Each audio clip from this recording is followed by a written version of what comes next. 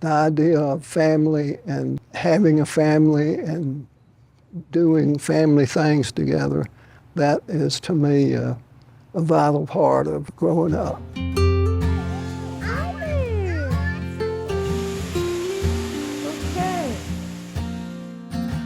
Jimmy Harper was a devoted husband and a loving father of 2 daughters. His family was his greatest joy, but he also felt called to serve others, a calling that would shape his entire life. And that journey began in 1940 during Birmingham's industrial boom in the small mining village of Winona, Alabama. Raised by Ruby and Clyde Harper, Jimmy grew up surrounded by the grit and determination of working-class families.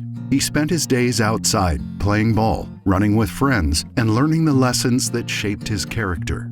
I would describe it as a fun place to grow up. The thing that I really enjoyed, lived in a situation where I had a great deal of freedom. I had a lot of people around there that if I needed to ask a question or something, I could have people that knew what they were talking about. So it was good. And home life was filled with the presence of siblings, a younger brother and 2 sisters. All of them were good people. And You told me you always felt closest to Beth's. Your personalities were more alike. yeah. By 18, Jimmy's path was beginning to take shape, and in 1958, he proudly graduated from Jones Valley High School, ready to take on new adventures. My father was an engineer. He was extremely well thought of in the community and I never really thought about that much until I started getting some ideas about myself and what I wanted to do.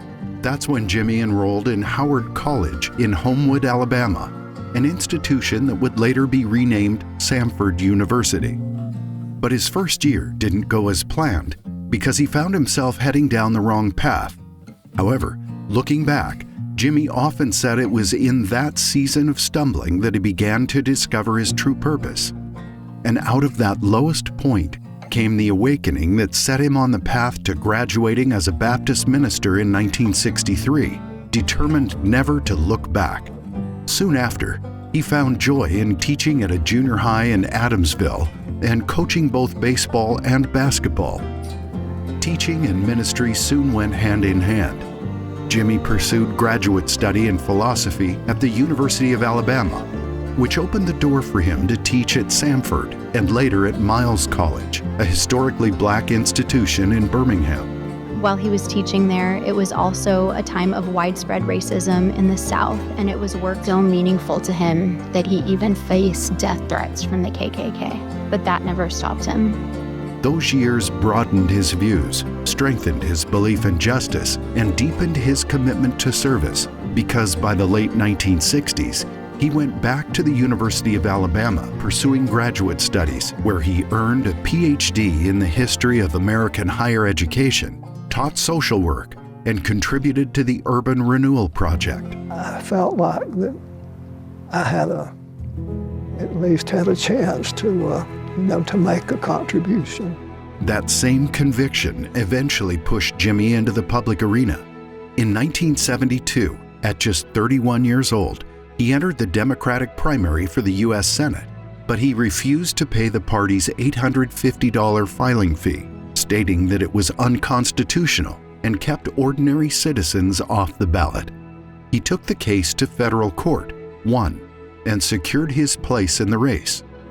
His campaign ran on what he called the only all-out progressive platform in the primary, aimed at young people, farmers, and working families.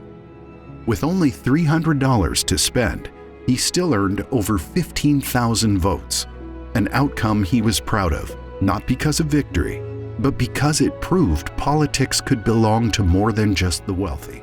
I've seen some remarkable things, almost in spite of themselves. I have been blessed to see that movement in human rights and civil rights that have become so pronounced. With his life well underway, Shaped by philosophy, ministry, and even a foray into politics, Jimmy soon reached another milestone, and that's when he met Carol Berman. Aisha, what are you doing over there? Why don't you put her down, Jimmy? Carol was a senior at the University of Alabama when Jimmy was completing his doctoral studies. And it's true what they say, opposites attract.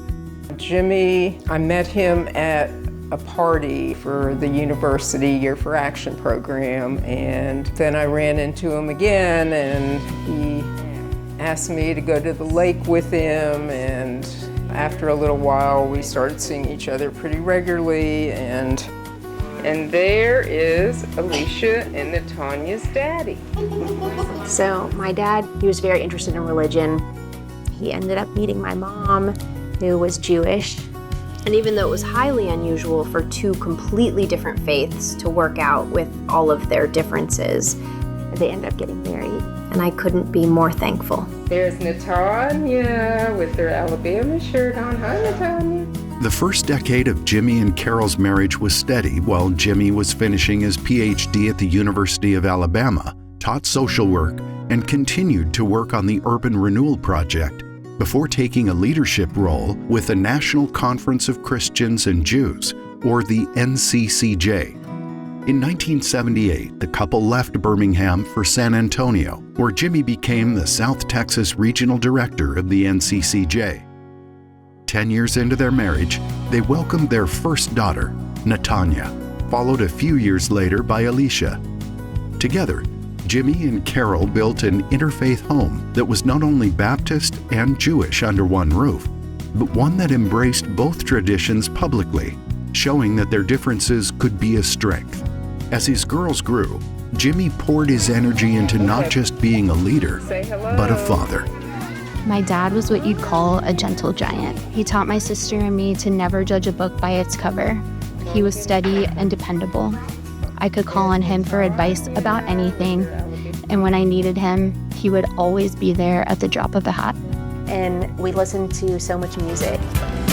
We've been lovers once again on the bright side of the road. So I just grew up listening to like Bob Dylan and Bob Marley. And I knew every song, and he would show me like how to play a record. Like a fool for a skill.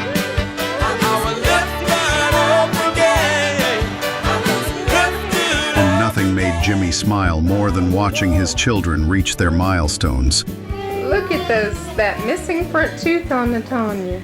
Coaching them in sports, and above all, making sure they knew how deeply he cared for them. I feel so lucky because he just like truly loved me like I was enough. He never put pressure on me to do anything. He was never judgmental. He never wanted me to be anything different than who I was. And he wanted the same for my girls. There wasn't a day that went by that he didn't tell us he loved us or call just to say he was proud.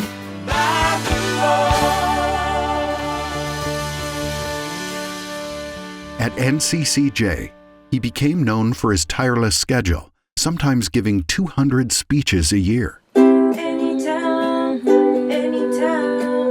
yellow, black, white, red or brown. Yet his favorite program was always Anytown. Anytown is a pretty magical place. Take about 35 or 40 kids out who don't know each other, and take them out for human relations training, and it's always a beautiful experience. They have no clue as to what's going to happen. Each summer, he brought together teenagers from every race, culture, and religion to learn, live, and listen together, where young people confronted prejudice and discovered common ground in love and respect. It was the embodiment of his life's mission.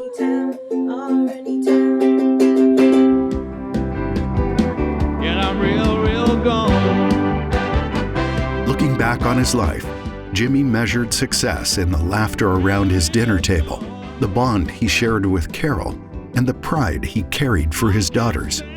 Wherever his work took him, his heart was always with his family. To him, they were the truest expression of faith and the legacy he was most proud to leave behind.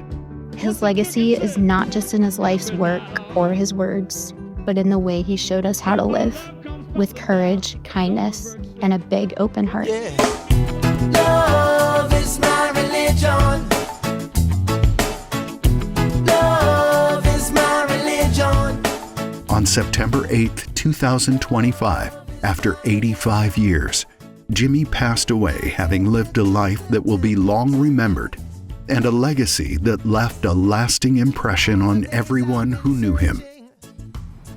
What do you want most for your children and grandchildren in life? I want them to be happy. I want them to be not afraid to stand up for the right thing. Meant that we're in this together, okay? And then we were, and the I love you part was that I can feel your pain, I can feel the goodness that you have, and I can feel that, and I have a lot of that myself, and that